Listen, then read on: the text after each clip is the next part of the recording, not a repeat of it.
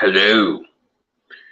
How's everybody doing? I have moved to the jungles of dang it, I don't even know where this plant's from.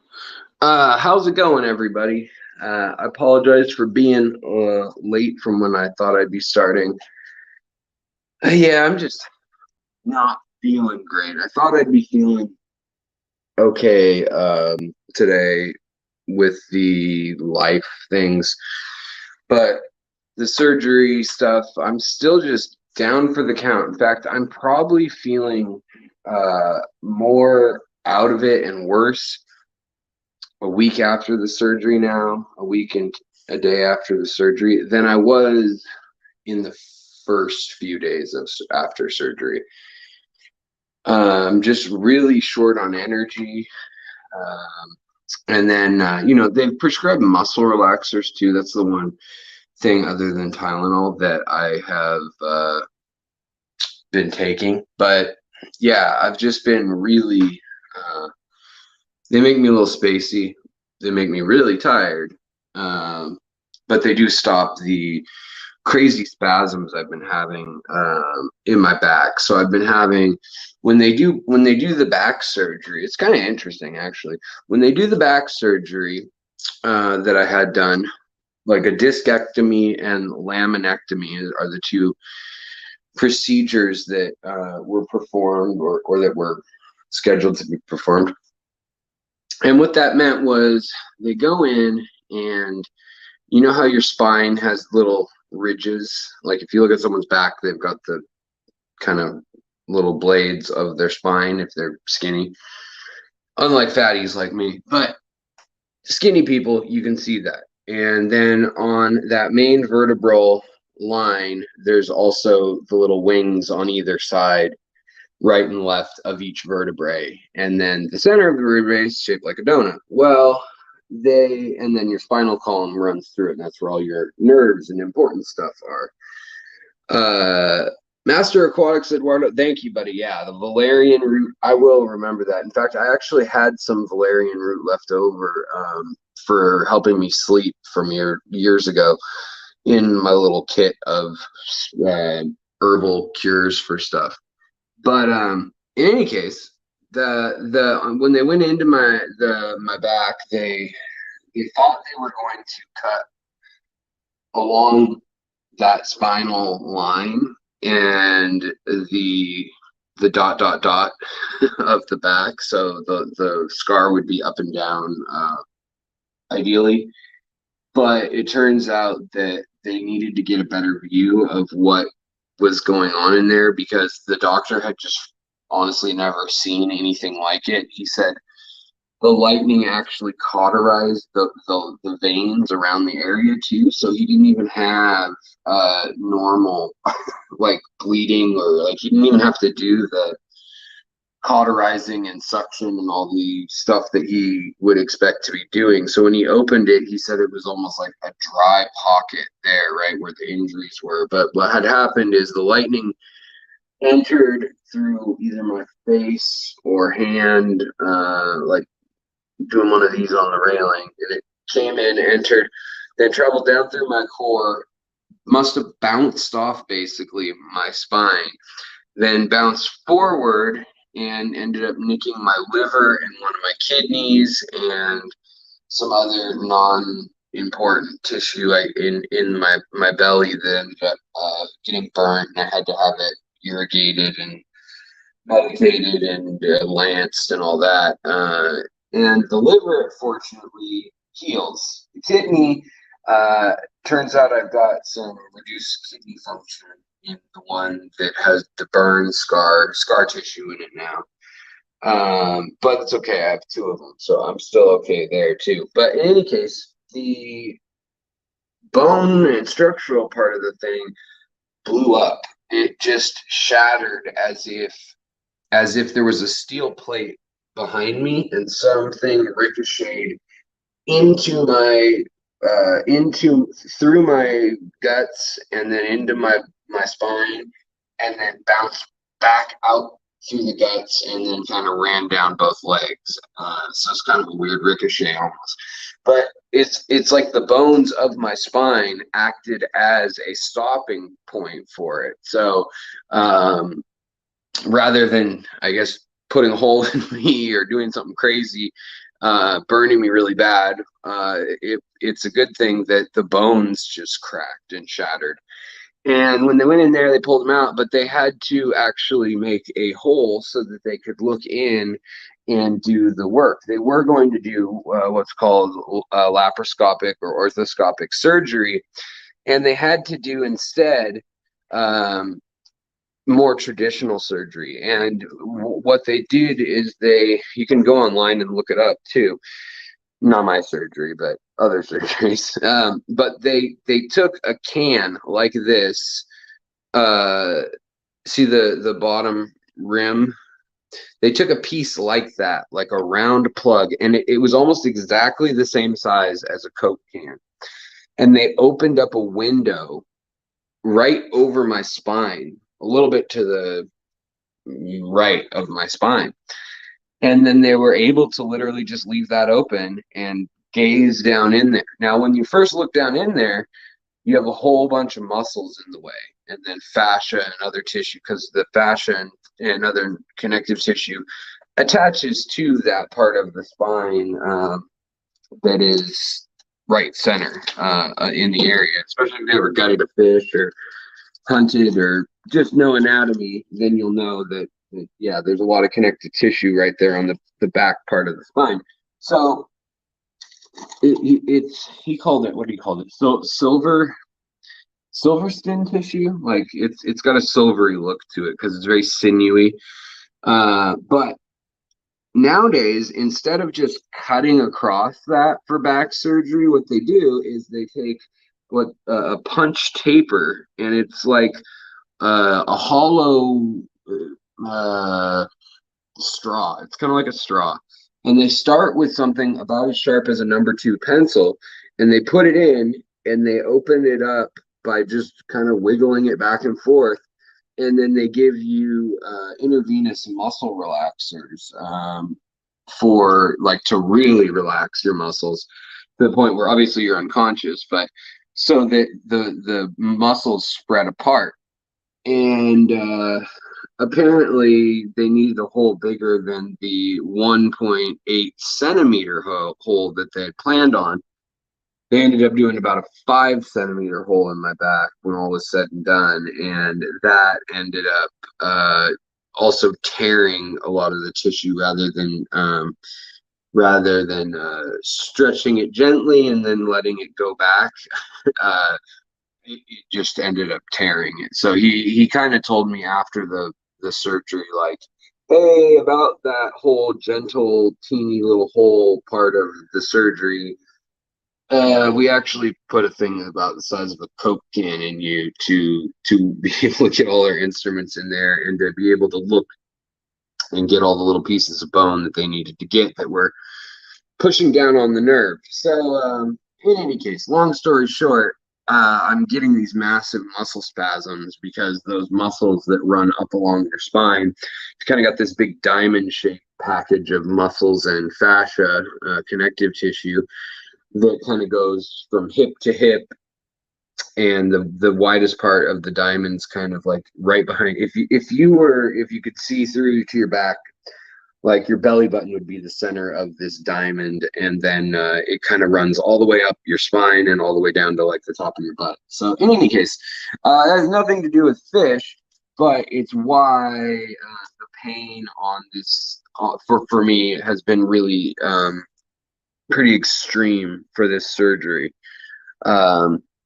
But that, and I have decided that I'm going to try to not take narcotic pain relievers. So yeah, that's the other piece that makes it a little rough. But in any case, getting dressed and all that kind of stuff has become even slower as the week has gone on. Like I just can't really move or twist or cough or do anything sudden or spry. But I wanted to definitely you know, come on here, say hey guys, show you guys a couple things. I had a little vote, and I was like, what do you guys want to see? What do we got want to talk about? And I thought, oh, well, we could look at pictures of all the new discoveries in the Tetra world. We could look at African nanofish. We could look at the other bettas that we never finished talking about when we were looking at all the different um, betta stuff. But no. You guys said you wanted me to waffle on and show you some new plants I got and just basically ramble and chat. So that's what we're doing. And it just so happens also today, I think on Rico Stan's channel, in about 15 minutes or so, they're doing some fundraising for a really great member of our community, our fish family, Vinay, aka Color Guppies, and that's his handle. But he's just had some really, really tough life issues coming at him. And I know, a lot of us have a lot of rough life issues.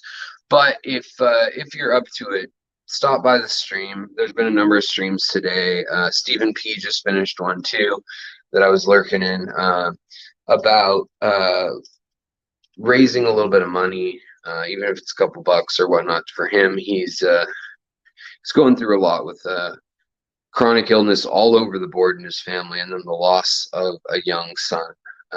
And he's decided to give up the hobby and sell off everything.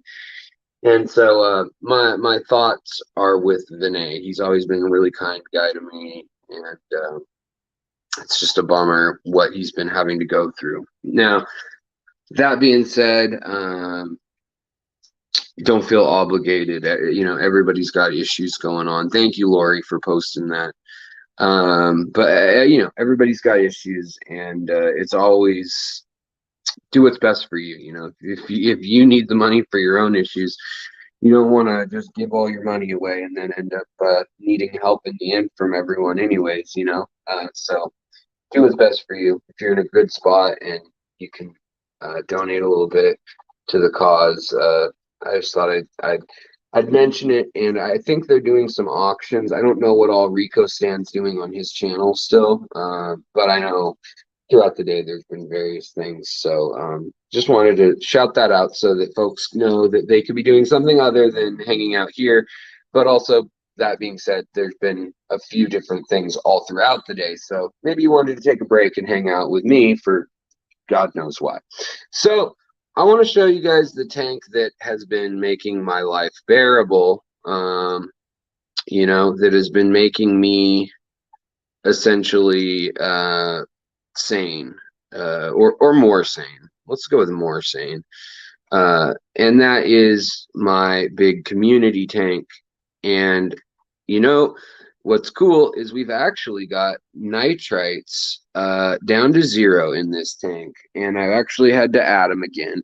And what's cool about that is that I have not been able to use a daily all-in-one fertilizer in this tank forever. I mean, ever, like since I started this tank years ago now, because the plants basically, I mean, they always needed more of the micronutrients and things like that, and not the nitrates, nitrates, and ammonia. That was always in abundance because of how many fish I put in here, because I'm selfish and I want to put 5 angelfish and you know, a whole school of pleco. You can see the big male pleco. He's hanging out back there. Last live stream we pulled him out and he had a bunch of babies, which was rather charming and totes adorbs. But we have some new plants in here too, which is fun. So let's see here. Oh, Mississippi Hippie, you just did your first solo live stream? Well, good for you. Congrats. That's awesome. Yeah, so what will I point with? I'll point with this, with these scissors. So I recently got some Liminophilia Aromatica. And I had the mini type of this plant, but I didn't have, in fact, mini type of this plant, which looks real funky because it came out of a low-tech tank into a high-tech tank. So it looks, see how it's like purple, but it's not sharp, it's not bushy. Well, this is the bushy, sharper, normal type, whereas that's the mini type. Um, and it's got a stem that's kind of hollow and juicy and crunchy. One of those big hardy stem plants. And then also we've got Rotala Eni, and that's Enie, I believe is how you spell that.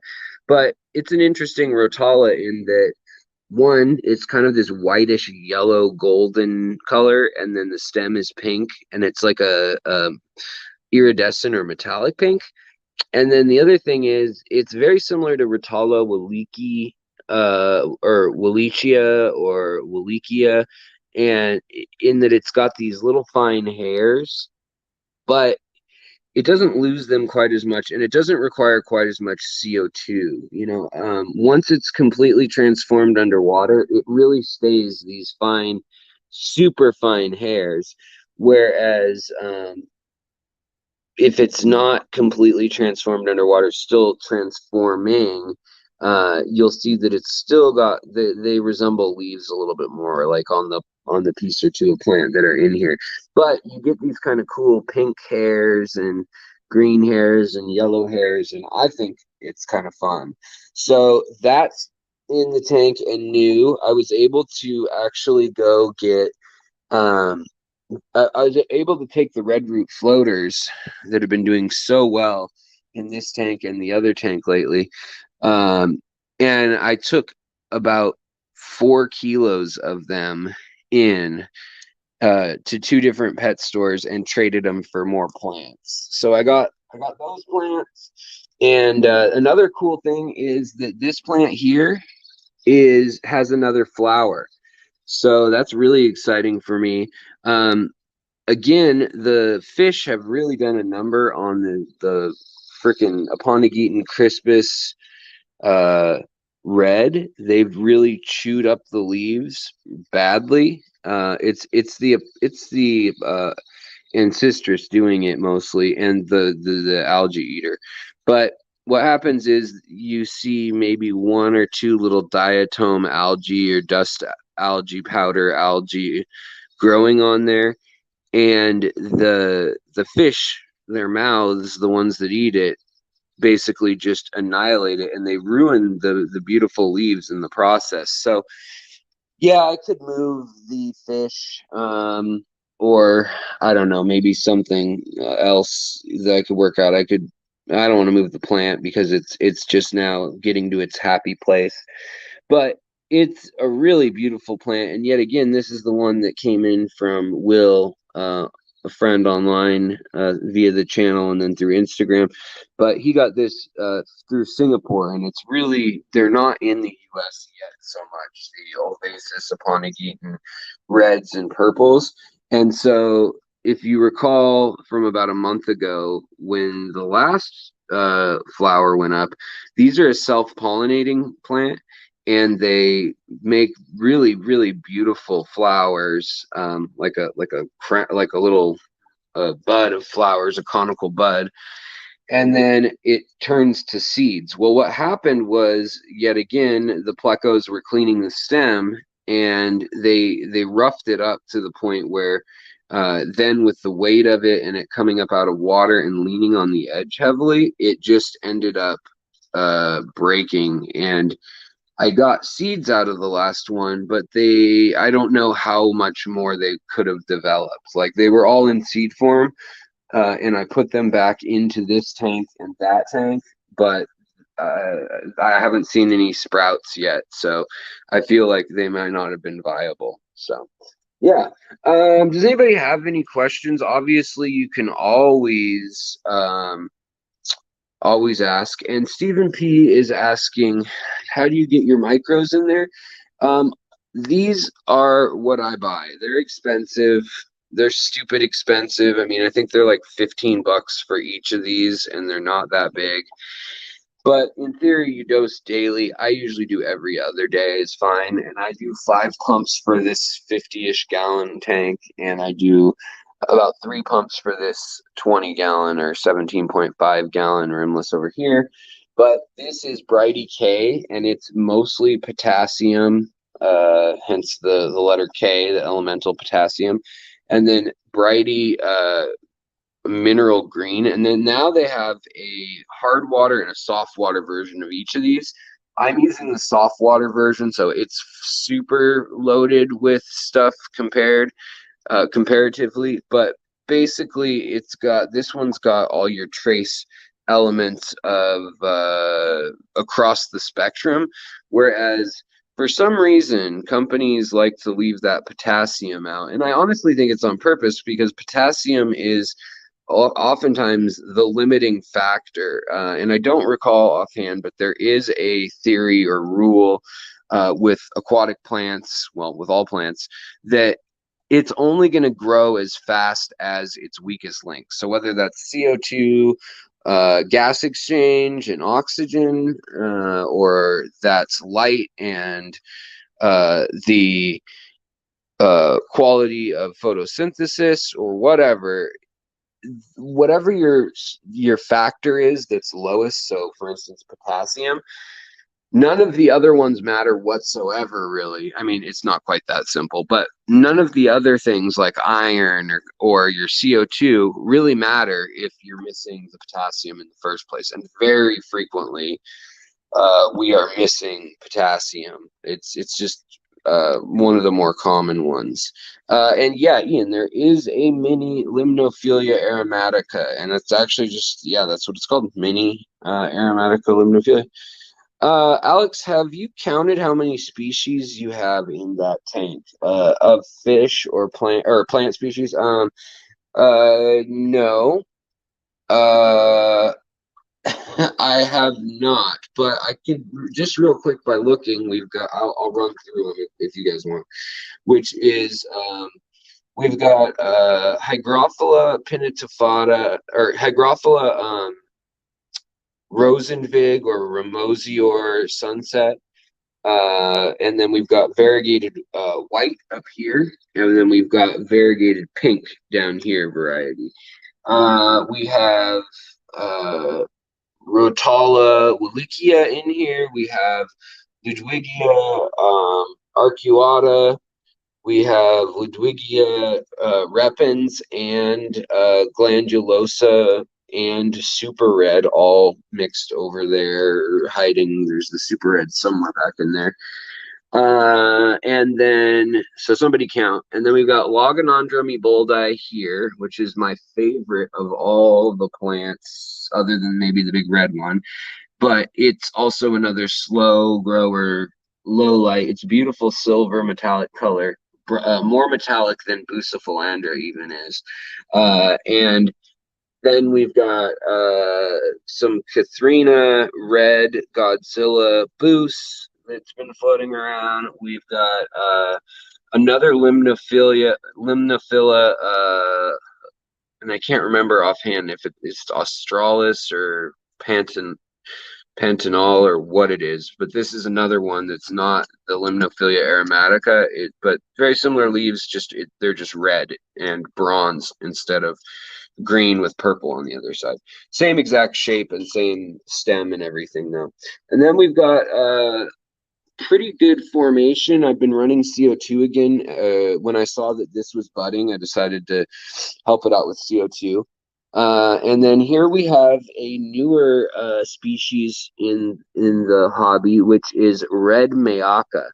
It's just called that because the stem is red, but it's just like normal Mayaka, but less. The plant leaves are less yellow in this variety, rather than being kind of the like, I don't know, the yellows that you see like right in here, where my scissors are. Where my scissors are touching, the yellow on these leaves, you get a very consistent green to lime green at best there. Then we've got another Bucephalandra, brownie Bucephalandra back in here. We've got a new Naga Anubius, which is a new miniature Anubius species right here. It's got long, sharp leaves rather than, well, for an Anubius, sharp leaves. But I put that on there not too long ago. The Sawassertang, like I said, just a little bit of trimming and a little bit of CO2 this week. And now I've got these nice little topiary puffballs of it, which looks, I think they look cool. Then we've got Bulbitis hedulata, large up here, or normal size. And then we also have a mini one back in here. And then we've got Christmas moss, Java moss, peacock moss, and willow moss. We have wisteria right here. We have Ludwigia ex lacustris right here, and this is the red variety. There's also a bronze or rainbow, sometimes it's called, variety of it over here. And that is a North American native hybrid. It's a hybrid that's found in nature in 3 lakes, which makes it kind of interesting. And then we have Kabamba, the green kind, over here, which is I think it's Americana or something. And then the Kabamba caroliniana is right here. And then we got Kabamba fricata, which is also known as rainbow or flame Kabamba. Then we've got Bacopa Colorado or Colorada, and then Bacopa Monieri, and one more Bacopa over here too, somewhere in there.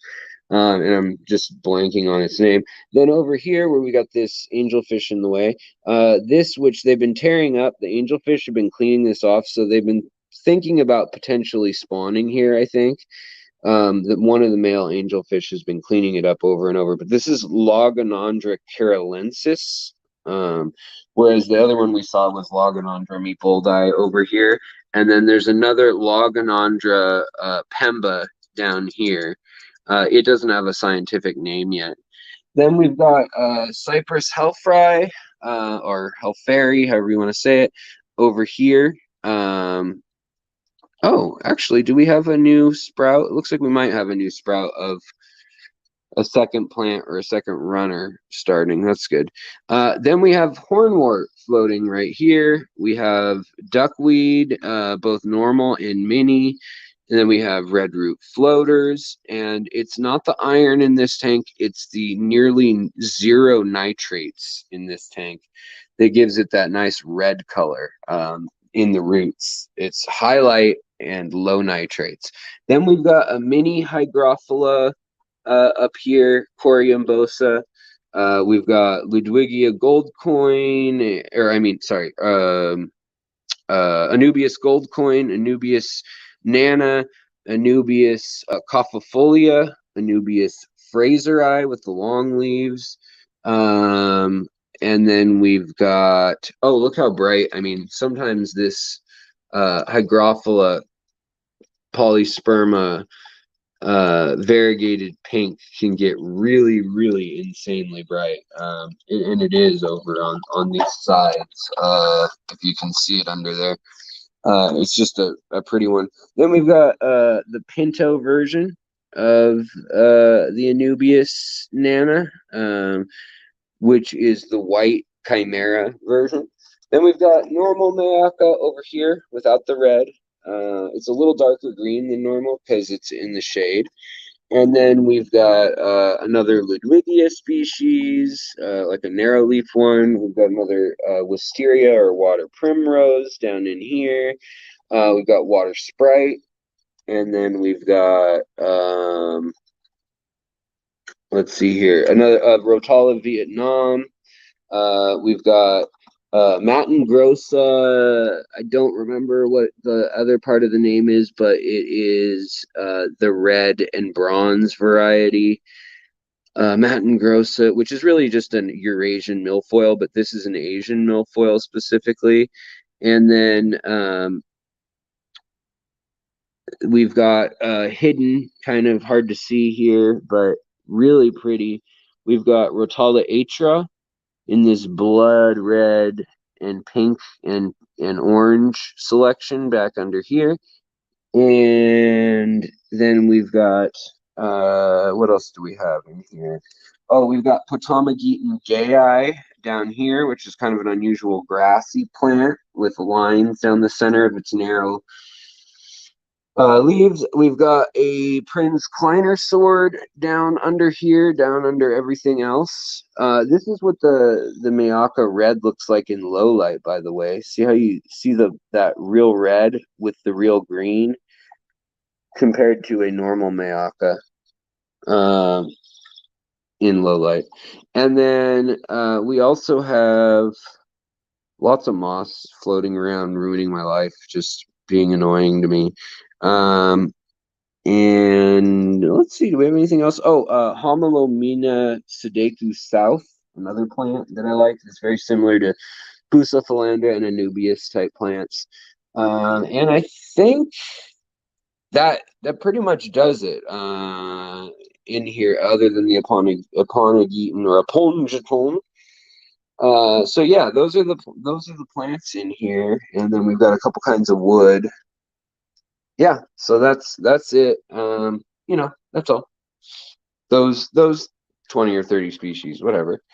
And then over here we've got a whole other selection. Oh, I guess I'm not counting two. We've got like Hydrocotyle verticillata. We've got like a little fine bladderworts.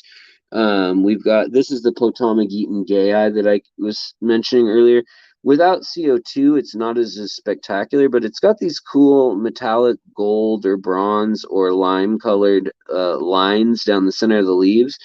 In CO2 and high light, it actually turns, they all turn different colors, which is cool.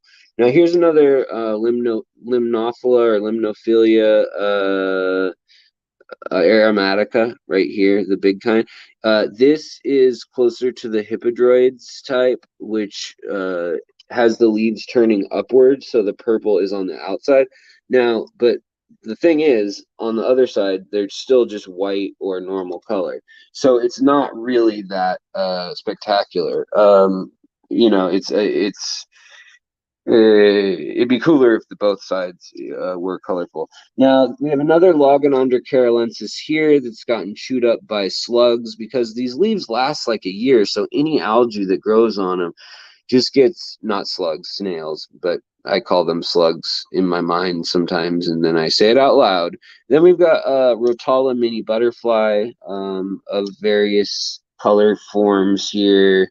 We also, yeah, so there's like the orange over here, then there's the pink here. It's not in highlight, but if it were, it would be brighter. Might have some mini butterfly showing. Yeah, like here's some more mini butterfly. That's all Rotala species. And then we've got some Tonina right here. I don't recall the full name of Tonina, but Tonina bellum, maybe.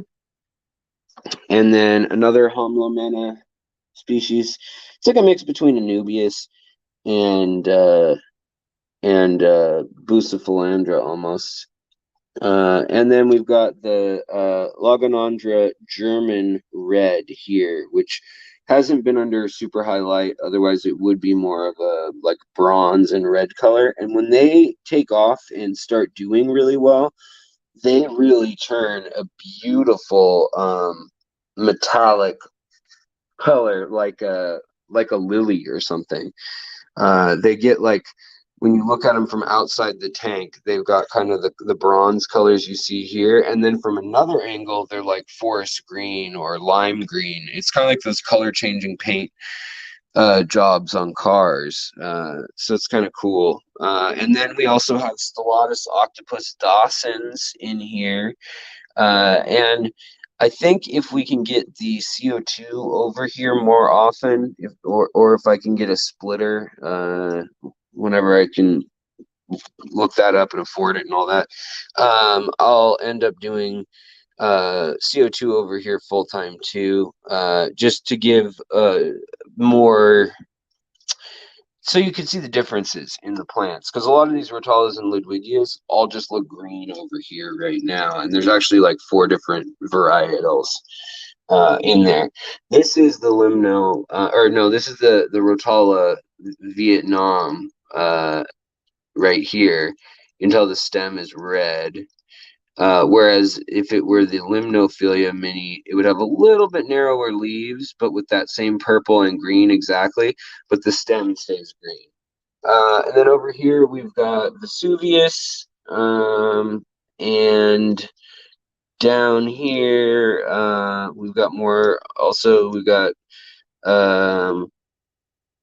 some real chewed up crypts, and then we have Potamogeton, or is that what it is, or is it no Pogostem and Hellfry here, that I got a little tissue culture sample of, and it's not doing well. I think I should have grown it immersed. I still could, I guess. Probably there might be time to do that. And then we've got another variety of a Arcuata, wild Arcuata with the tornado gene, so it looks like it's twirled. And then the mini Matin Gross, or basically milfoil. So in the other tank we have the full size version. Well, somebody at our club brought in the mini version, and I wanted to see the difference. And the difference being, instead of a few inches across altogether, it's about half an inch across. Nothing to write home about. But yeah, so those are the plants going on in here. And obviously, if you saw the new video, I got some of the 4 of the Phantom Tetras, which just put on a real nice display, showing off every day. There's one showing off right now, one of the males, showing off that I have a fin and I have resources that I have access to and I have eaten. And he's basically saying, you know, he's the cock of the walk. He's the talk of the town today.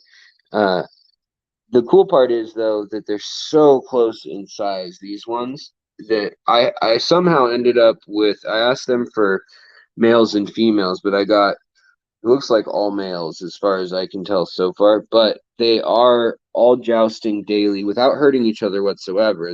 But they're all competing for who is the top dog daily. And so they do a nice display a few different times a day, which I'm enjoying watching.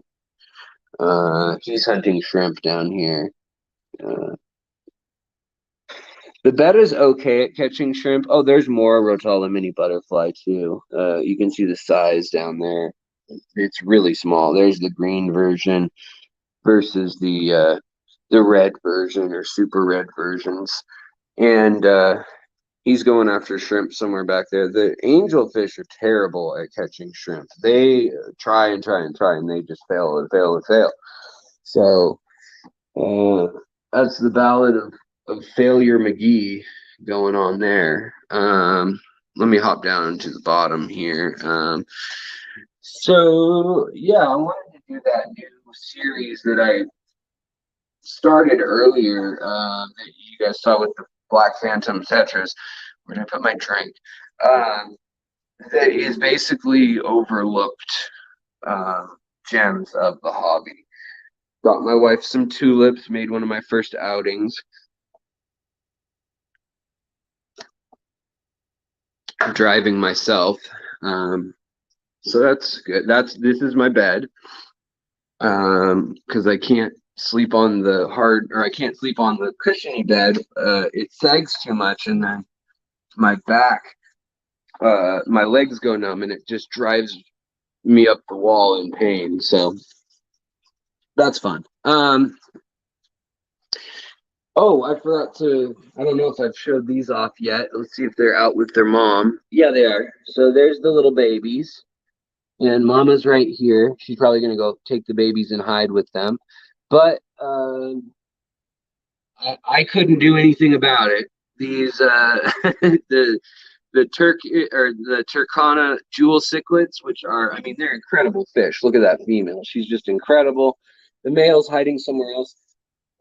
I was alerted to the fact that they had babies by the fact that alliance that I've had for 5 months working out so well, where I had the pea puffers and the what do we have in there? We had pea puffers. We had just the 2 Turkana jewel cichlids that had babies over here. Well, I took them from their babies. I put the adults over here. And then we had the Goodyids, and we had the Praecox Rainbow, Neon Dwarf Rainbow. And then we had the pea puffers all together living in harmony for 5 months. Well, I came in here and all the Praecox rainbows were floating at the top, and I thought, oh no, what happened? Did the water quality just take a dump or something? And I didn't see these fish anywhere. I didn't see Mr. Man here with his bright colors, and I didn't see Mama at all. And then I realized it doesn't look like there's anything wrong with these dead fish. So I thought, you know what? I bet they have babies. And sure enough, I scoop out the bodies, and not even, 15 minutes later, you find the babies. But man, isn't that a beautiful fish? And again, we're doing a live stream. The colors do not do these fish justice. They look like they are glowing out of that tank. Now, the Betta rubras are doing well also. The female here, or the male here, is showing off with his gills all extended, and maybe we have a mouthful of babies? I don't know.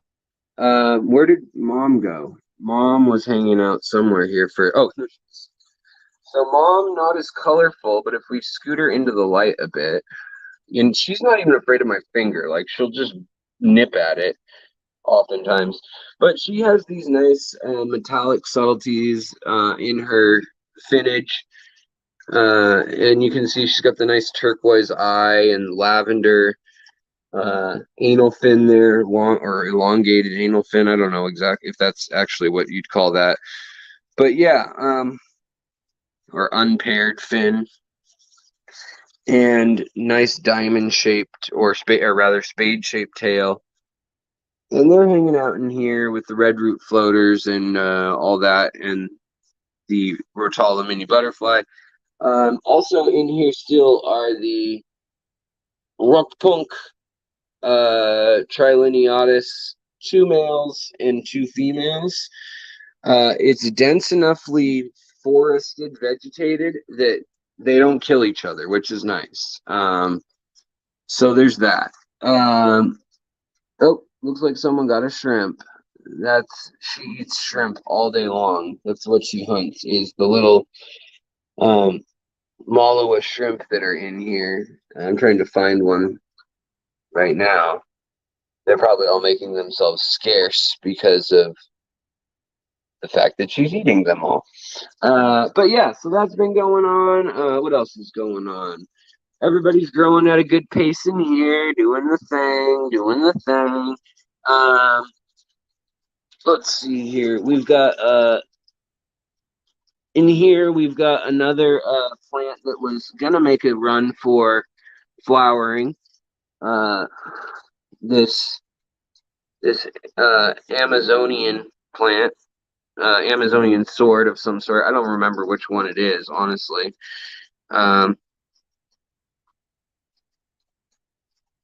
And then we've got the Betta macrostoma, and they're doing well. They're just growing out, getting bigger and bigger in this kind of tannic tank, slight black water tank, basically. And they're in here with the long fin pandacories that are very small. They haven't grown at all in 3 months or whatever it's been that I've had them. But the shrimp in here are just out of control. There are so many shrimp in this tank, and they're just all over the place all the time. And some of the fish will take a go at them once in a while, but for the most part, they're just survivors. I'm a survivor. I'm going to make it. Something surviving. Carrie, thank you so much. That's very kind of you. We got a $10 super chat from Terry. $10. Thank you. Really do appreciate that. Says, hope you're feeling better. Yeah, you guys distract me and make me feel better. I mean, honestly, Doing a stream makes me feel better, makes me hurt less, so I appreciate it. Luca Brasi says, that's a lot of tetras. Only carry 2 bleeding hearts. Hey John, what's up, buddy? Over here we've got the male, and then we've got the female. Did they lay eggs? My dad came over to help me do a water change, and they had a bubble nest. But I can't tell if there's eggs on the edge or not yet. If there are, I would guess that the rosy barbs and the gold barbs are eating the eggs as quickly as they're laying the eggs. But mama has a lot of eggs in her belly still. And the male here is definitely pushing her and rubbing up against her belly and, you know, doing all the erotic dance, if you, as it were. Then over here, the Valenti Gouramis doing really good. Been changing this tank's water a cup at a time, literally. I want to pull out the Pseudomygil luminatus and the thread fins and let them spawn up in that tank that has Madakas. Put the Madakas outside, and I want to let them do their thing. Look at this. We've got some of the Valenti or Samurai Gourami males sparring. Now, the males have those lines on their cheek and throat, and that is because they've got these big pouches that come out like a dewlap or like, you know, like a pelican. And you can see it's actually flexing his right here. It's very unusual that we're getting to see that. They're both pushing it out. You can see this one's got a red color to it. And then the females hang out and watch, and they color up blue and purple and stuff. But they all also have a really nice iridophore kind of coloration that's like a luminescent color. This gal up here is real beautiful. She's crimson right now with metallic blue, and then kind of the natural colors. But all throughout their colors, these two, like I said, are the males. And then we've got a female and a female. The females sit back and watch and decide. And then also, if you can make that out, we've got a goby that is very likely laying eggs. Yes, she's laying eggs. So she's super heavy right now. Both those two females are. And they're ready to lay eggs. They did a big water change. So all these fish are doing their sexy time dance. Also, the Panchax Epiplatus Drusi is doing well. Just doing his thing. I wish I could get him a lady friend, though. Also, the European bred, just beautiful, beautiful Chopra Danios doing their thing, too. And then the shrimp, they've been getting pregnant, and I've been tossing them up here. Also, we've got the Victorian, or not Victorian, but the cichlids under here, and this is the very nice little fort or hut that they've made for themselves under here, and this is the Enigmatochromis lucanzi. We've got the female and male right here. And they're all colorful because everybody's hormones in this tank are out in the water. And so they're really adding to just this cocktail of incredible chemical signals going on right now. And because of that, we're getting some really good shows of color. I really want them to have their babies. They have 3 huts and sand and everything that you could need. Oh, wait. Are there babies in there? I keep, like, waiting to see the babies, you know, to see, like, something pop out of the hut. But, no, alas, not yet. And he goes in there with her and everything, which is a tight space. Here she comes out. But This is one that I really wish we would breed more of as a hobby because they're only in one river and they're so rare. They're in their own genus. But I think they could surpass cribs as the most popular little dwarf cichlid because one, they're peaceful, they get along, they live in the neutral water well, and then they're very small. They don't have that fire or anger that some of the cribs can kind of pop off. Some cribs, I mean, they're usually pretty laid back, but sometimes they just become unhinged and they just go nuts. So, over here we've got Mahayanis, Bettas, but we've also got from Vinay, from Color Guppies. These are the ever beautiful Ginja Sulferas guppies. And they are just beautiful. He sent me these maybe 4 months ago, 5 months ago. Just a beautiful little group. We had a trio, and as you can see now, we've got well over the trio. We've got more females and stuff. And the bettas, the other wild bettas, the Mahaensis bettas, um, at first I was a little concerned. Oh, are they not gonna get along with the guppies in here or whatnot? And they may eat some of the babies. That's a possibility. But they've actually just been staying to themselves in the far corner, doing their own thing. So no worries there so far. Also, all the baby pencilfish that I had that I was raising, you can see the smaller ones. I put them up there with their adult buddies, as you just saw. So there's no more down here. All right. Sorry, guys. I've been neglecting the questions and comments. Thingamatorium, what's up? Also, I saw Element 186, which is great. Hadn't seen you in a little while, buddy, and good to have you here if you're still here. If you're not, you're a dirty traitor. Let's see here. So yeah, in here we've got lots of teeny fish. And this is ultimately just going to be for trying to get my Scarlet Bettas to spawn or my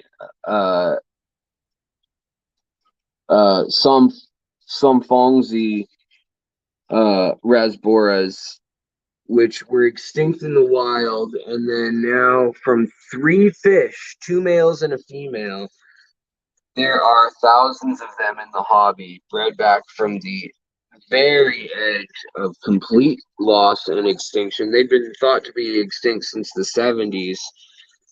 And they showed up at Aquarium Glazer, and the grandson of the guy who named them happened to be unpacking the order and thought, hey, that looks like that fish that went extinct. So that my grandfather named. So that's kind of cool. Also, when we look down here, the bettas, some of them are staying real wild looking. This female, she's staying totally wild stripe looking, which I think is interesting. We've also got some that look real domestic. The one that was all solid white, now that there's more rivals in the tank, more of the bettas, they're actually coloring up like they're ready to fight. In fact, actually, I'm wrong. That's the Mahaensis. I don't know why I was looking for them. I forgot that I moved them down here because I was worried about them eating the babies. But there's the other Mahaensis betta, wild one. And then here we've got just one fish that doesn't seem to want to grow no matter what for a year almost. This guy, this little blue lip, just won't grow. Whereas this giant male back here is like over 9 inches long. And finally, it looks like he paired off with the female. That's the female there. The male is that entire dark spot back here. And there he is with the blue lip. But they've got to have babies soon, I would think. They've been nesting down there. They've been coloring up. They've been hiding, going place to place. It wouldn't surprise me if they already have some in the mouth or something. And then over here, we've got another big old male. And then we've got another female and a couple juveniles doing their thing. I kind of decided I want an African, if I can, I want to do an African tetra and oddball under 3-inch fish species type tank. Here's another thing. Look we've got a betta coming out of the woodworks. So the bettas, they'll go interesting places sometimes to stay out of dodge. That betta was underneath everything at the bottom of the tank, whereas others decide to hold court up at the top, which I think is pretty interesting. How some are super bold and others are super scaredy cats. This is definitely the tank boss of all the bettas and the betta splendens. Really cool markings with that red head and then the white neck and gills and the blue and like and this one who was Cello, literally, if you guys were watching last week, she didn't have the black spots last week. She had the pectoral fin color, but she just had the black eye, the black dots as eyes, Now, the other thing you're going to see over here is these guys sit just like they're in a river, because these are fish that are from a fast moving river, and that's why I let the water fall like cascading, is so that they do get the sense that they're in a really well aerated, splashing water, moving water river. But I think they're going to be a pair, those two. I think that's how it's going to work. Is that male and female? They're not super colorful right now because they're not being fed. Petricola, Synodontis petricola back there feeding, or not feeding, but frolicking, doing their thing. Then we've got more of the beautiful jewel cichlids here, but I've got 3 tanks of jewel cichlids, and I'm just kind of over it. How much space they're taking up. So I think after these ones, I'm going to let them keep their babies and see how they do raising their babies. These babies got taken from the parents immediately, and they've done well, but these ones will go get bred or sold to stores or local folks who want them. And then we've got all the guppies and we've got some other the offspring of those paradise fish. Hunting a shrimp right here. I don't know if you saw it just go down and nail that shrimp, but yeah, these guys are savage little hunters, especially when they're young. And then we got another wild betta, but I like to just keep it dark for them. It was light in here all day. Over here we've still got the Hoplochromis, Interiochromis tank chugging along. We've got the male hiding over there. But check this out, which is weird to me. These crebensis pulchers, so they're not big. I mean, the female's maybe 3 inches. She's about ready to burst though with eggs. They've got their own little den down here. The male is maybe 4 inches. They grew up in this tank, and it gave them room to roam. So they did get to their max size. That's like as big as you're going to see a crebensis usually. And this angel is a very old angel. She's over 8 or 9 inches when she's fully extended, because she's just relaxed right now. But as you can see, we've got the male over here, the Malungu, and then we've got a bunch of females. Well, watch what happens when I feed them. And also we've got red root floaters up top that within a couple weeks got so dense that I can't even see what's going on in the tank, and it's rather annoying. We'll try to clear some light out just for a moment. It'll probably close right back up on us, but we'll try to do that. But this tank, you can see they killed all the plants in it over a few months' time, and it's just gravel and then guppy grass and sawassertong and basically seaweed. Which, come to find out, it's not that far off from what the banks of the Lake Victoria looks like, where these guys were found, was big old blocks with algae on them and mulm, and then some floating plants or moss and snails and small crustaceans in between. Well, this little pair has been holding off attacks from the biggest of the haplochromis all the way up to probably, I don't know, 8-9 inch fish. In the case of the male, which has been quite the sight to see. And I recorded a video of it the other day that I'll probably upload soon too. Over here, the cories are just chilling. The adult cories are doing their thing. The goodyids I moved over here when the praycocks got killed by the turcanas snapping. And then we've also got the little polar or Arctic convict cichlids, one, and then the big one over here. Look at how fat and big and chubby this one is compared to the other one. Not a nice fish. Very mean fish, and it cleared out its whole area back there and just broke off the plants, broke off the stems and tops of the stems, and just made a space. So all the little golden cichlids, gold-eye cichlids, and then the Panduro apistos that are in here, they all got pushed aside. Same with the cories, I suppose you'd say too. Now, these Malua shrimp happen to be red and orange in this tank, which is interesting. It does have more iron than the other tank. Did you see how quickly that little fish got scared? I couldn't tell which one it was right off the bat. But I find it interesting that the cories are always sitting on this rock, this one rock. They love it there. And yeah, so that's just about all the tanks. These guys are starting to get frisky and mean because of the food. The cribs are fighting off. I mean, even the smallest Huplo or Enterochromis is twice the weight, probably. That's the smallest one right there, and the male. And they hold them off. Now, nobody's actually hurting each other. It's all like lip locking and pushing back and forth and harmless fun, I suppose you'd say.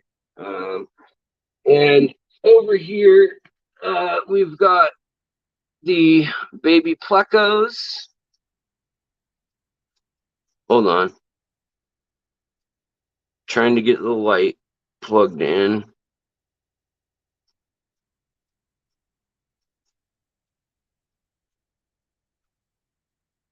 Man, I cannot do this with one hand very well. There we go. Oh, god dang it. Light plugged in. So we've got all the little, we got a snail explosion, which means we have too much organic matter. So I'm going to need to pull out some of the snails, but we'll probably need to do a nice cleaning of the tank too, like a gravel vac. But look at all the baby plecos are hanging out and just munching on biofilm and whatnot. And then we have all the CPDs that were growing out in here. They're obviously still just doing their thing growing out in here. I don't see most of them though. Let's scoot aside this. Oh, there they are. They're coming. They're under there and over here. But yeah, the CPDs are all starting to get their spots and grow into their colors. So it's pretty nice. And again, this is that tank that in theory has a filter and a heater plugged in, but the heater light would be green if it were heating. Right now it's just status quo. And same with the filter, the airline isn't doing anything. So really it's a low tech, no tech tank. And surprise of the show, I went to the local one of the local aquascape shops and was given this We'll probably have to do a video on it later. It is some sort of crypt, I think. And then we got a miniature sword, chain sword, which is cool. But basically, he was trimming a bunch of his show tanks at aquariums and handed me these. Now, this looks like some sort of Echinodorus, so I think it's an Amazonian sword plant. And last but not least, what I got for trading in all those red root floaters is whatever crypt this is. It's a giant crypt of some sort that I need to plant tonight, but it's really big. So thanks to Steve over there. He traded me all this, but look at the root structure on these crypts. That is wild. I mean, that is a one established root system. So that's what's going on. You can see all the little babies chilling here, doing their thing. So yeah, I think that brings pretty much everything up to date. Hold on, I gotta try to get up now. Ah. Oh, then there's these guys, the metallic Jamaican live bears. They need a different water setup. This is real neutral to slightly acidic. They're not spawning in there. I want them to spawn in there. They're in there with CPDs, and some of the CPDs look like they're getting sunken bellies. So I don't know if it is some sort of worm or if it's just the wasting disease / genetic issue that some CPDs have. But in either case, I don't really want to continue that line of their genetics because of that factor. Look how pretty these thread fins are right now. Look at so this is one type of collection point with the clear tail versus the red at the other collection point with the dark green the fin under there. It's pretty cool. And here, this shrimp looks like it's probably just moved its saddle into egg. So I'll be putting the shrimp, we'll have a total of 9, I want to say, shrimp up here waiting to have babies. And then all the yellow ones and really O'Reilly ones are down in this tank that are having babies. But then all the adults will be thrown right back in here. And, well, sub-adults too. Once they're done having their baby fun. So, yeah. Let me look at the comments. I know I've just been rambling.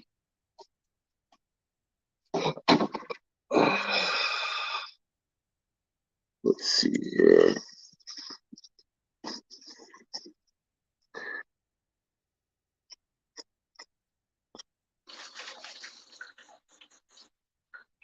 Looks like Balinese. Yeah, it might be Crypt Balinese. I think he said it was something else though, or I think I think it starts with an A. It's like Andalay or Andaluz or something. I'll have to look it up in the book o' Crypt and see if I can figure out what the heck it was. Switch around. I want you guys to see my face because it's such a face. All right. Boop, boop. There we go. All right, guys. So, has anyone noticed in videos with the shoe bill storm, they wade through water lettuce that is 2 feet wide? No, storks, not storms. Oh, has anybody noticed in videos with this shoe-billed storks, they wade through water lettuce 2 feet?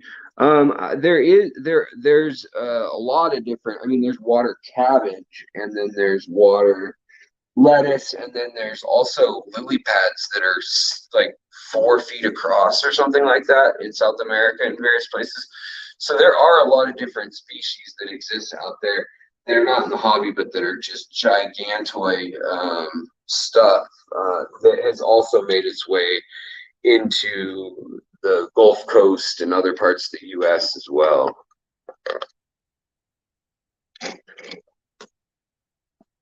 Because there is giant water lettuce, but 2 feet wide seems a little extreme. Usually the giant's about a foot max-ish. That's interesting though. That's huge. What floating plants would you recommend if you don't want them to overtake the surface within a week? Yeah, frog bit maybe. Salvinia is another one. But in general, maybe lotuses or lilies that come to the surface is a better answer. You can stop them. The other ones seem to just hit a critical mass and then boom, your whole tank's covered in them. Obviously, you can always throw them out. You can do other things about it, but they're quick, they're feisty, they're savage. You'll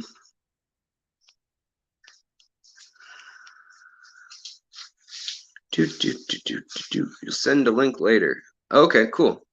I look forward to seeing it. So what else is going on? Son of Quack, hey, what's up? Do you know your fish has secret? How do you know your fish has space? I have a 20-gallon, about 16 because it's dirted. But your platy looks a bit cramped. You want to add Tetras, but you're afraid of having space. Like having enough space. It's hard to say, but for me, it's if the fish obviously needs to be able to do laps, needs to be, like swim a few body lengths and then have a few body lengths in the X axis, not just in the Y axis or vice versa.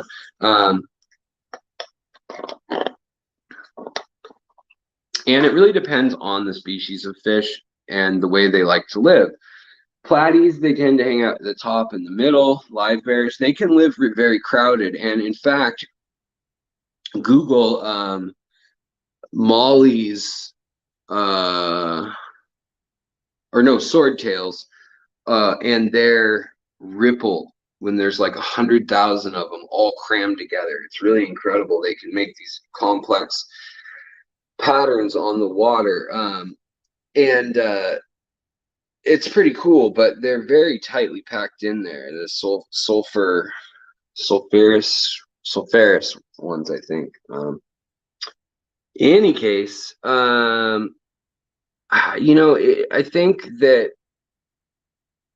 the key is to just give everybody a little bit of room, a few body lengths at least. I mean, I think if you had all your fish in the tank and you laid them out in the front of the tank, you wouldn't want that surface area to be more than half covered, like the front glass, with all the fish smushed up against it. If that's what you were doing, like that would be very, very crowded, because you're assuming that they've got depth and height and everything, but on the glass you'd have height and width, and if you stacked them in there, that might be a good indicator. Like you want to have about 50% more than that room for them, and that would still be crowded. But I'm just trying to think on the fly. I don't have a good answer right away.